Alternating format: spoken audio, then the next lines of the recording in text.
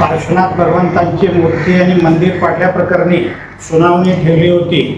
या सुनावणीमध्ये आमच्या वतीनं दक्षिण भारत जैन सभेच्या वतीनं सगळे मुद्दे मांडण्यात आले आहे। त्या ठिकाणी मंदिर महापालिकेनं बांधून द्यावं आणि दोषी अधिकाऱ्यांनी कर्मचाऱ्यांच्यावर तातडीनं निलंबनाची कारवाई करावी आणि याची सविस्तर चौकशी व्हावी।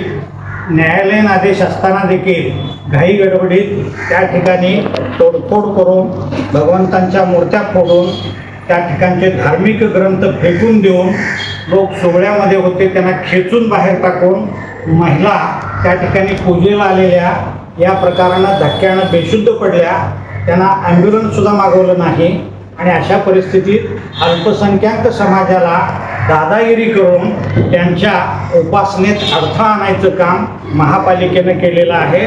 मुंबईचा विकास असो, महाराष्ट्राचा विकास असो, यामध्ये जैन समाजाचा मोठा वाटा असताना देखील त्या समाजाच्या धार्मिक भावना दुखावून संविधानाचा अपमान केलेला आहे। डॉक्टर बाबासाहेब आंबेडकरांनी 25 ते 28 कलमामध्ये प्रत्येक समाजातील व्यक्तीला धार्मिक उपासनेचं स्वातंत्र्य दिलेलं आहे। त्याची गळचेपी या मुंबई महापालिकेनं केलेली आहे आणि त्या ठिकाणी भली मोठी 5 स्टार हॉटेल उभं करण्याच्या नादात कोणाच्या तरी दबावाखाली हा सगळा प्रकार या अधिकाऱ्याने केलेला आहे आणि म्हणून आम्ही दक्षिण भारत जैन सभेच्या वतीनं निषेध केला।